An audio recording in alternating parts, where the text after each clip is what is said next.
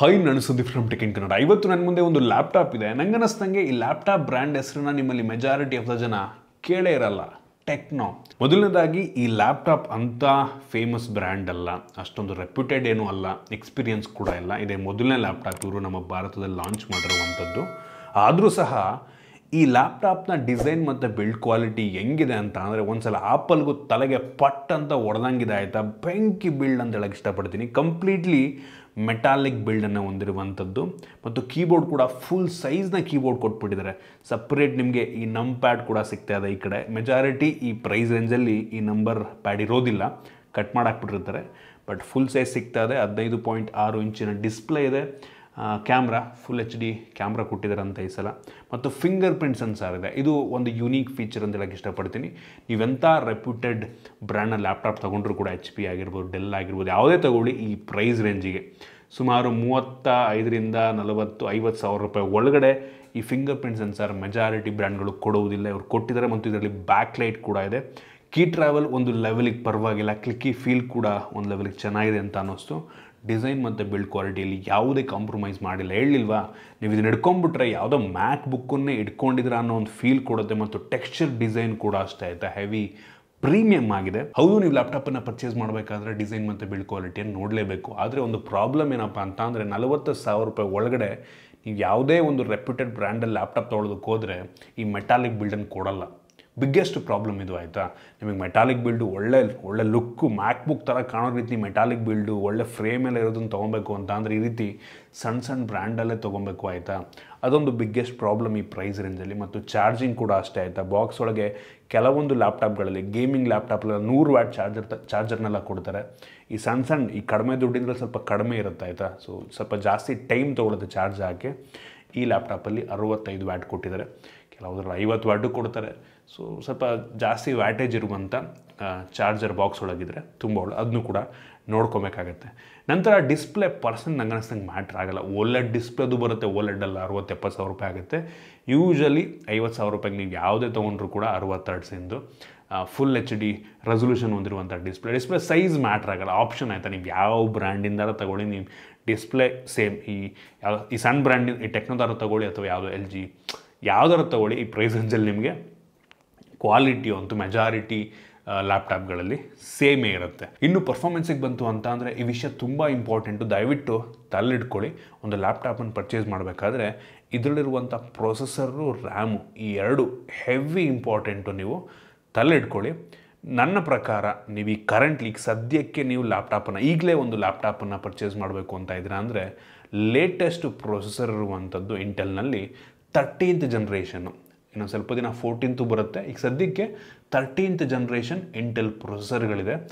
ತೊಗೊಳ್ಳೋದಾದರೆ i5 ತೊಗೊಳ್ಳಿ. i3ನೂ okay, 13th Gen i3ನೂ ಓಕೆ, i5 ಕೂಡ ಓಕೆ. ಬಟ್ 13th ಜನ್ರೇಷನ್ ತೊಗೊಳ್ಳಿ. ಒಂದು ಸ್ವಲ್ಪ ಹಾರ್ಡ್ಕೋರ್ ಯೂಸರ್, ಒಂದು ಸ್ವಲ್ಪ ಜಾಸ್ತಿ ಕೆಲಸ, ಫ್ಯೂಚರ್ ಪ್ರೂಫ್ ಬೇಕು ಅಂದರೆ, ಫ್ಯೂಚರ್ನಲ್ಲಿ ಅಟ್ಲೀಸ್ಟ್ ಒಂದು 3-4 ವರ್ಷ ಯೂಸ್ ಮಾಡಬೇಕು ಅಂತ ಅಂದರೆ ನಂಗೆ ಅನ್ನಿಸ್ದಂಗೆ ನೀವು i5 ತೊಗೊಂಡ್ರೆ ತುಂಬ ಒಳ್ಳೆಯದು. ಒಂದು ವಿಷಯ ಹೇಳ್ತೀನಿ ಕೇಳಿ. ವಿಂಡೋಸ್ ಲ್ಯಾಪ್ಟಾಪ್ಗಳು 1 ವರ್ಷ 2 ವರ್ಷ ಕರೆಕ್ಟಾಗಿ ಸ್ಮೂತಾಗಿ ಕೆಲಸ ಮಾಡಿದ್ರೆ ದೊಡ್ಡ ವಿಷಯ. ವಿಂಡೋಸ್ ಲ್ಯಾಪ್ಟಾಪ್ಗಳು ತುಂಬ ಬೇಗ ಸ್ಲೋ ಆಗ್ತವೆ. ಸಾಫ್ಟ್ವೇರ್ಗಳು ಅಪ್ಡೇಟ್ ಆದಂಗೆ OS ಅಪ್ಡೇಟ್ ಆದಂಗೆ ನಮ್ಮ ಪ್ರೊಸೆಸರ್ನ ಪವರ್ ಕೂಡ ಒಂದು ರೀತಿ ಅಷ್ಟೇ ಇರುತ್ತೆ. ಬಟ್ ನಮ್ಮದು ಈ ಸಾಫ್ಟ್ವೇರ್ ಜಾಸ್ತಿ ಪವರ್ನ ತೊಗೊಳಕ್ಕೆ ಶುರು ಮಾಡುತ್ತೆ.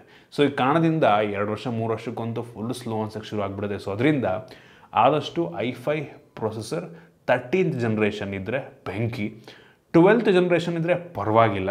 ಯಾವುದೇ ಕಾರಣಕ್ಕೂ 11th ಜನ್ರೇಷನ್ನ ತೊಗೊಳೋದಕ್ಕೆ ಹೋಗಬೇಡಿ. ಸುಮಾರು 2 ವರ್ಷ ಹಳೆ ಪ್ರೊಸೆಸರು 11th ಜನ್ರೇಷನ್ ಇದ್ದರೆ ಈ ಲ್ಯಾಪ್ಟಾಪಲ್ಲಿ 11th ಜನ್ರೇಷನ್ ಕೊಟ್ಟಿದ್ದಾರೆ, ಮಾಡೋಕ್ಕೆ ಕೆಲಸ ಇಲ್ಲ. ಹಿಂಗೆ ನೋಡಿ, ಪ್ರೊಸೆಸರ್ ಕಡಿಮೆ ಕೊಟ್ಬಿಡೋದು, ಹೊರಗಡೆ ಲುಕ್ಕು ಪ್ರತಿಯೊಂದು ಕೂಡ ಚೆನ್ನಾಗಿ ಕೊಡೋದು ಆಯಿತಾ. ಈ ಟೆಕ್ನೋದವರು ಕೂಡ ಹಂಗೆ ಮಾಡಿದ್ದಾರೆ. ಈ ಮೆಗಾಬುಕ್ T1ನಲ್ಲಿ ಬೆಂಕಿ ಲುಕ್ಕು ಎಲ್ಲ ಚೆನ್ನಾಗಿದೆ. ಪ್ರೊಸೆಸರ್ 11th ಜನ್ರೇಷನ್ ಇಟ್ಕೊಂಡು ಏನು ಮಾಡ್ತೀರಾ, ತೊಗೊಂಬಿಡ್ಬೋದು. ಇದರ ಬೆಲೆ ಆ್ಯಕ್ಚುಲಿ 38,000 ಇದೆ. ಅಂದರೆ i3 processor 11th generation, i5 processor 11th generation ಸುಮಾರು 47-48 ಸಾವಿರ ಇದೆ. ಬೇಡ ಆಯಿತಾ. ನಿಮಗೆ ಇದೇ ಪ್ರೈಸ್ ರೇಂಜಿಗೆ ಇದೇ ಪ್ರೊಸೆಸರ್ನ ಹೊಂದಿರುವಂಥ ಬೇರೆ ಒಳ್ಳೊಳ್ಳೆ ಬ್ರ್ಯಾಂಡಿನ ಲ್ಯಾಪ್ಟಾಪ್ಗಳೇ ನಿಮಗೆ 41,000-42,000 ರೂಪಾಯಿಗೆ ಸಿಗುತ್ತೆ. ಸೊ ಈ ಟೈಮಲ್ಲಿ ಒಳ್ಳೆ ಬ್ರ್ಯಾಂಡ್ ತೊಗೊಂಡ್ರೆ ಒಳ್ಳೇದು ಆಯಿತಾ. ನೋಡಿ ಬೆಲೆ ನೋಡಿ ಈ ಲ್ಯಾಪ್ಟಾಪಿಂದು ಬೆಲೆ ಅದಕ್ಕಿಂತ ಕಡಿಮೆ ಇದ್ದಿದ್ರೆ ಬ್ರ್ಯಾಂಡ್ ಮ್ಯಾಟ್ರ್ ಆಗಲ್ಲ. ಅವರು ಆರಾಮಾಗಿ ಇದನ್ನು ತೊಗೊಂಡ್ಬಿಡ್ತೀನಿ, ಸ್ಪೆಸಿಫಿಕೇಷನ್ ಚೆನ್ನಾಗಿದೆ ಅನ್ಬೋದು. ಆದರೆ ಒಳ್ಳೆ ಬ್ರ್ಯಾಂಡಿಂದು ಇದಕ್ಕಿಂತ ಬೆಟರ್ ಸ್ಪೆಸಿಫಿಕೇಷನ್ ಇದ್ದರೆ ಈ ಲ್ಯಾಪ್ಟಾಪ್ ಯಾಕೆ ತೊಗೊಬೇಕು? ಸೊ ಈ ರೀತಿ ಯೋಚನೆ ಮಾಡಿ ಆಯಿತಾ. ಸೊ ಪ್ರೊಸೆಸರ್ ತುಂಬ ಇಂಪಾರ್ಟೆಂಟು. ನಾನು ಹೇಳ್ತೀನಲ್ಲ, i5 11th ಬೇಡ, 12th ಅಥವಾ 13th ಜನ್ರೇಷನ್ ತೊಗೊಳ್ಳಿ. 11th ಹೋಗಬೇಡಿ. ನಿಮಗೆ 11 ತೊಗೊಂಡ್ಬಿಟ್ರೆ ನೀವೀಗ 1 ವರ್ಷ ಯೂಸ್ ಮಾಡೋ ಅಷ್ಟೇ ಸ್ಲೋ ಆಗಿಬಿಟ್ಟಿರುತ್ತೆ, ಸುಮ್ಮನೆ ವೇಸ್ಟ್ ಆಗೋಗ್ಬಿಡುತ್ತೆ. ಸೊ ಈ ಕಾರಣದಿಂದ ಇನ್ನು ರ್ಯಾಮಿಗೆ ಬಂತು ಅಂತ ಅಂದರೆ 16 GB ತೊಗೋತೀರಾ, 16 GB ರ್ಯಾಮಿನ ತೊಗೊಳ್ಳಿ ಆಯಿತಾ. 8 GB ಇತ್ತೀಚೆಗೆ ಸಾಲಲ್ಲ. ಈಗ ಒಂದು 2 ವರ್ಷ 3 ವರ್ಷ ಮುಂಚೆ 8 GB ಬೇಕಾದಷ್ಟು ಆಗ್ತಾಯಿತ್ತು, ಬಟ್ ಈಗ 16 GB ಕಡಿಮೆ ಅನಿಸುತ್ತೆ. ಸೊ ಆದಷ್ಟು 16 GB ರ್ಯಾಮಿನ ತೊಗೊಳ್ಳಿ. ಅದರಲ್ಲೂ ಕೂಡ DDR4X, DDR4, DDR5 ಎಲ್ಲ ಬಂದಿದೆ. ಸೊ ನೋಡ್ಕೊಳ್ಳಿ, ನಿಮ್ಗೆ ಈ ಬೆಲೆಗೆ DDR5 ಮೆಜಾರಿಟಿ ಲ್ಯಾಪ್ಟಾಪ್ ಬ್ರ್ಯಾಂಡ್ಗಳಲ್ಲಿ ಕೂಡ ರೆಪ್ಯೂಟೆಡ್ ಬ್ರ್ಯಾಂಡಲ್ಲೂ ಸಿಗಲ್ಲ ನಿಮಗೆ. ಸೊ DDR4X 4 ಎಲ್ಲ ಇರುತ್ತೆ. ಸೊ ಇದರಲ್ಲೂ ಕೂಡ DDR4 ಇದೆ. ಈ ಎರಡು ತುಂಬ ಇಂಪಾರ್ಟೆಂಟ್ ಒಂದು ಲ್ಯಾಪ್ಟಾಪನ್ನು ಪರ್ಚೇಸ್ ಮಾಡಬೇಕಾದ್ರೆ. ಮತ್ತು ಈ ಪ್ರೊಸೆಸರ್ನಲ್ಲೇ HU ಈ ರೀತಿ ಎಲ್ಲ ಪ್ರೊಸೆಸರ್ ನಂಬರ್ ಆದಮೇಲೆ ಕೊನೆಗಿರ್ತವೆ, ಅದು ಕೂಡ ನೋಡುವಂಥದ್ದು ತುಂಬ ಇಂಪಾರ್ಟೆಂಟ್ ಆಗುತ್ತೆ. ಇದರಲ್ಲಿ G7 ಅಂತ ಆಯಿತಾ, ಇದು ಕೂಡ ಅಲ್ಟ್ರಾ ಬುಕ್ಗಳಲ್ಲಿ ಯೂಸ್ ಮಾಡುವಂಥ ಪ್ರೊಸೆಸರು. ಸೊ ಕೆಲವೊಂದರಲ್ಲಿ G ಸೀರೀಸ್ ಇರುತ್ತೆ, ಕೆಲವೊಂದರಲ್ಲಿ HX U ಅಂತೆಲ್ಲ ಇರುತ್ತೆ. U ತೊಗೊಳಕ್ಕೆ ಹೋಗ್ಬೇಡಿ, U ಅಲ್ಟ್ರಾ ಬುಕ್ ಇರುತ್ತೆ, ಅದು ಕೂಡ ಅಷ್ಟೊಂದು ಪರ್ಫಾರ್ಮೆನ್ಸ್ ಕೊಡೋದು. HX ಪ್ರೊಸೆಸರ್ ಕೊನೆಗೆ ನೋಡಿ, ಅಕ್ಷರ ಅಂದರೆ ಅದ್ರ ಮಾಡೆಲ್ ಕೊನೆಗಿರುತ್ತಲ್ಲ, ಅದನ್ನು ನೋಡ್ಕೊಂಡು ನೀವು ಪರ್ಚೇಸ್ ಮಾಡಿದ್ರು ಒಳ್ಳೇದು ನಂಗೆ ಅನ್ನಿಸ್ತಂಗೆ. ಅದನ್ನು ಬಿಟ್ಟರೆ ಇದರಲ್ಲಿರುವಂಥ SSD NVMe SSD ಇದೆ ಇದರಲ್ಲೂ ಕೂಡ. ಸೊ ಇತ್ತೀಚೆಗೆ ಯಾವ ಒಂದು ಲ್ಯಾಪ್ಟಾಪ್ ತೊಗೊಂಡ್ರು ಕೂಡ ಮೆಜಾರಿಟಿ NVMe Gen 3 ಅಥವಾ Gen 4 SSDಯನ್ನು ಕೊಡ್ತಾರೆ. ಹಾರ್ಡ್ ಡ್ರೈವ್ ಇದೆ ಅಂತ ಇತ್ತೀಚೆಗೆ ಯಾರು ಹಾರ್ಡ್ ಡ್ರೈವ್ ಕೊಡ್ತಿಲ್ಲ, M.2 SSDನ ಹಾಕ್ತಾರೆ. ಅದು ಇದ್ರಂತೂ ಮಾಡೋಬೇಡ, ಯಾರು ಕೊಡ್ತಿಲ್ಲ ಬಿಡಿ ಇತ್ತೀಚೆಗೆ ಅಂತ. ಎಲ್ಲರೂ M.2 SSDನ ಹಾಕ್ತಾರೆ ಲ್ಯಾಪ್ಟಾಪ್ಗಳಲ್ಲಿ. ಇದನ್ನು ಬಿಟ್ಟರೆ ಈ ಲ್ಯಾಪ್ಟಾಪಲ್ಲಿ ಒಂದು ಅಡಿಷ್ನಲ್ ಫೀಚರ್ ಹೇಳಿದ್ನಲ್ಲ ಆಗಲೇ, ನಿಮಗೆ ಫಿಂಗರ್ ಪ್ರಿಂಟ್ ಸೆನ್ಸಾರ್ ಇದೆ. ಇದೊಂದು ಯುನೀಕ್ ಫೀಚರ್ ಆಯಿತಾ. ಸೊ ಮೆಜಾರಿಟಿ ಕೊಡಲ್ಲ ಯಾರೂ. ಮತ್ತು ಇದರಲ್ಲಿರುವಂಥ ಗ್ರಾಫಿಕ್ಕು ಐರಿಸ್ XE ಗ್ರಾಫಿಕ್ ಇದೆ, ಒಂದು ಪ್ಲಸ್ ಪಾಯಿಂಟ್. ಅದಿದ್ದರೆ ಒಂದು ಸ್ವಲ್ಪ ಬೇಸಿಕ್ ಅಂದರೆ ಬೇಸಿಕ್ ಗೇಮ್ಸ್ ಆಡ್ಕೊಬೋದು. ಕೆಲವೊಂದು ಎಡಿಟಿಂಗಿಗೆ, ಕೆಲವೊಂದು ಬೇಸಿಕ್ ಮಾಡಲಿಂಗ್ ಮಾಡೋದಕ್ಕೆಲ್ಲ ಬೇಸಿಕ್ಕು, ಹೆವಿ ಅಲ್ಲ, ಬೇಸಿಕ್ ಮಾಡೋದಕ್ಕೆಲ್ಲ ತೊಂದರೆ ಆಗೋದಿಲ್ಲ. ಇದನ್ನು ಕೂಡ ತೊಗೊಬೇಕು. ಇನ್ ಕೇಸ್ ನೀವು ಗೇಮಿಂಗಿಗೆ ಲ್ಯಾಪ್ಟಾಪ್ ತೊಗೋತಾ ಇದ್ದೀರಾ ಅಂದರೆ ನೋಡಿ, ಡೆಡಿಕೇಟೆಡ್ ಗ್ರಾಫಿಕ್ ಕಾರ್ಡ್ ಇರುವಂಥದ್ದು ಬರುತ್ತೆ, RTX ಕಾರ್ಡ್ ಇರೋದೆಲ್ಲ ಬರುತ್ತೆ. ಅದು ನಿಮ್ಗೆ ಬೇಸಿಕ್ ಒಂದು 55-60 ಸಾವಿರ ರೇಂಜಲ್ಲಿ ಬೇಸಿಕ್ ಇರೋ ಸಿಕ್ಬಿಡುತ್ತೆ ನಿಮಗೆ. ಅದು ಕೂಡ ನೋಡುವಂಥದ್ದು ತುಂಬ ಇಂಪಾರ್ಟೆಂಟು. ಇನ್ನು ಬ್ಯಾಟ್ರಿ ಬ್ಯಾಕಪ್ಪು ಇದರಲ್ಲಿ 70 ವ್ಯಾಟರ್ 70 ವ್ಯಾಟರ್ನ ಬ್ಯಾಟ್ರಿ ಇದೆ. ಒಂದು ಒಳ್ಳೆ ಬ್ಯಾಟ್ರಿ ನಂಗೆ ಅನ್ನಿಸ್ತಂಗೆ 70 ವ್ಯಾಟರ್ ಈ ಸೈಜ್ನ ಡಿಸ್ಪ್ಲೇಗೆ. ಕೆಲವೊಂದರಲ್ಲಿ 50 ಇರುತ್ತೆ, 55 ಇರುತ್ತೆ, 60 ಇರುತ್ತೆ, ಬಟ್ ಈ 70 ವ್ಯಾಟರ್ ಅಂದರೆ ಒಂದು ಒಳ್ಳೆ ಬ್ಯಾಟ್ರಿ ಬ್ಯಾಕಪ್ ಅನ್ಬೋದು. ಇನ್ನೂ 100 ವ್ಯಾಟರ್ದೆಲ್ಲ ಬರುತ್ತೆ, ದಪ್ಪ ಇರ್ತವೆ ಅವೆಲ್ಲ. ಸೊ ಅದಿದ್ದರೆ ಇನ್ನೂ ಒಳ್ಳೆಯದು. ಇದಕ್ಕೇನು ನೋಡಿ, ಈ ಲ್ಯಾಪ್ಟಾಪ್ ಮೇಲೆ ಏನೇನೋ ಎಕ್ಸ್ಟ್ರಾ TV ರೈಲ್ಯಾಂಡ್ ಅಂತೆ, DTSX ಅಂತೆ, ಏನೋ ರೆಡ್ ಡಾಟ್ ಅವಾರ್ಡ್ ಅಂತ ಈ ರೀತಿ ಎಲ್ಲ ಹಾಕ್ತಾರೆ. ಅದನ್ನು ತಲೆಗೆಡಿಸ್ಕೊಳಕ್ಕೆ ಹೋಗ್ಬಿಡಿ, ಅದಕ್ಕೆ ಅದೆಲ್ಲ ಮ್ಯಾಟ್ರ್ ಆಗೋಲ್ಲ.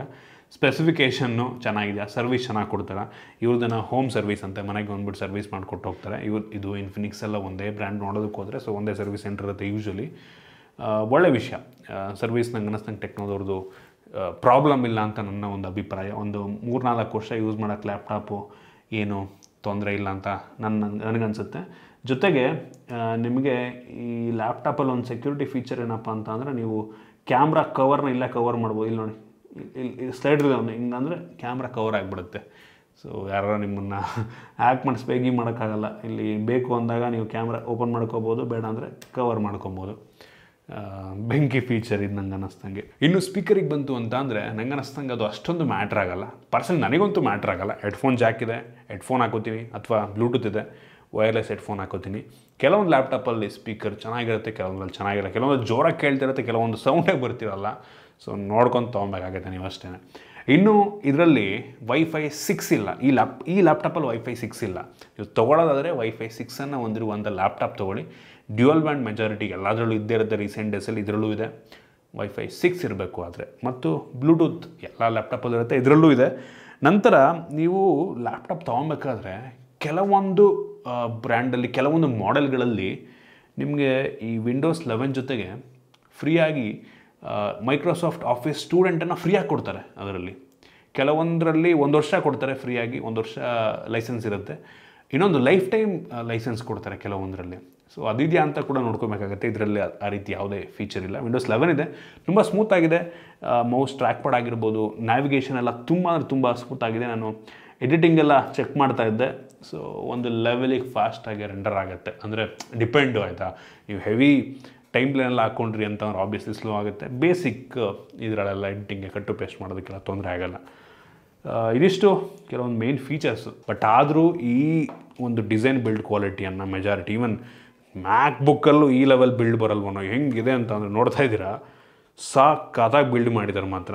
ಬಟ್ ನನಗೆ ಈ ಲ್ಯಾಪ್ಟಾಪ್ನ ಪರ್ಸ್ನಲಿ ಈ ಲ್ಯಾಪ್ಟಾಪ್ ಬೆಲೆ ಸ್ವಲ್ಪ ಜಾಸ್ತಿ ಆಯಿತು ಅಂತ ಅನ್ನಿಸ್ತು. ಇನ್ನೊಂಚೂರು ಕಡಿಮೆಗೆ ಲಾಂಚ್ ಮಾಡಿದರೆ i5 ವೇರಿಯಂಟನ್ನು ಅದು 11 ಜನ್ ಆಗಿರೋದ್ರಿಂದ ಒಂದು 40,000 ರೂಪಾಯಿಗೆ ಲಾಂಚ್ ಮಾಡಿದ್ರೆ ನೋಡಪ್ಪ ಟೋಟಲಿ ವರ್ತ್ ಅಂತಿದ್ದೆ. ಬಟ್ ಇದು ಬೆಲೆ ಜಾಸ್ತಿ ಇದೆ. ಏನು ಕಾನ್ಫಿಡೆನ್ಸ್ ಅಂತ ಗೊತ್ತಿಲ್ಲ ಈ ಬ್ರ್ಯಾಂಡ್ಗಳಿಗೆ. ಹೊಸ ಬ್ರ್ಯಾಂಡು ಆಯಿತಾ, ಅಂಥ ರೆಪ್ಯೂಟೆಡ್ ಬ್ರ್ಯಾಂಡು ಅಲ್ಲ. ಬಂದ ತಕ್ಷಣ ಜಾಸ್ತಿ ದುಡ್ಡಿಗೆ ಲ್ಯಾಪ್ಟಾಪ್ ಲಾಂಚ್ ಮಾಡಿಬಿಟ್ರೆ ಯಾವಂತ ತೊಗೊಳ್ತಾನೆ, ನೀವೇ ಯೋಚನೆ ಮಾಡಿ. ಚೂರು ಕಡಿಮೆ ಲಾಂಚ್ ಮಾಡಿದರೆ ಸಜೆಸ್ಟ್ ಮಾಡುವೆ. ಬಟ್ ಈಗ ಬೇಡ ಅಂತೀನಿ ಆಯಿತಾ. ಹೊಸ ಬ್ರ್ಯಾಂಡ್ ಆಗಿರೋದ್ರಿಂದ ನೋಡೋಣ ನೆಕ್ಸ್ಟ್ ಲಾಂಚ್ ಆದಂಥ ಲ್ಯಾಪ್ಟಾಪಲ್ಲಿ ಇನ್ನೂ ಕಡಿಮೆಗೆ ಬಂತು ಅಂತಂದರೆ ಸಜೆಸ್ಟ್ ಮಾಡ್ತೀನಿ. ಸೊ ಇಷ್ಟು ಈ ಲ್ಯಾಪ್ಟಾಪ್ನ ಬಗ್ಗೆ ಮತ್ತು ನಿಮಗೆ ಒಂದು ಸಣ್ಣ ಗೈಡ್, ಒಂದು ಲ್ಯಾಪ್ಟಾಪನ್ನು ಪರ್ಚೇಸ್ ಮಾಡ್ಬೇಕಾದ್ರೆ ಬೇಸಿಕ್ ಏನು ನೋಡಬೇಕು ಅಂತ ತಿಳಿಸ್ಕೊಟ್ಟಿದ್ದೀನಿ. ಐ ಹೋಪ್ ನಿಮಗೆ ಯೂಸ್ಫುಲ್ ಆಗಿದೆ ಅಂತ ಅನ್ಕೋತೀನಿ. ಇಷ್ಟ ಆಗಿದರೆ ಲೈಕ್ ಮಾಡಿ, ಶೇರ್ ಮಾಡಿ. ಇದೇ ರೀತಿ ನಮ್ಮ ಬೇರೆ ವೀಡಿಯೋಲಿ ನಮ್ಮ ಟೆಕ್ ಇನ್ ಕನ್ನಡ ಸಬ್ಸ್ಕ್ರೈಬ್ ಮಾಡ್ಕೊಂಡಿಲ್ಲ ಅಂದರೆ ಈಗಲೇ ಸಬ್ಸ್ಕ್ರೈಬ್ ಮಾಡ್ಕೊಳ್ಳಿ ಮತ್ತು ಬೆಲ್ ಐಕನ್ ಕೂಡ ಕ್ಲಿಕ್ ಮಾಡ್ಬೋದು. ಸಿಗೋಣ ಮುಂದಿನ ವೀಡಿಯೋದಲ್ಲಿ.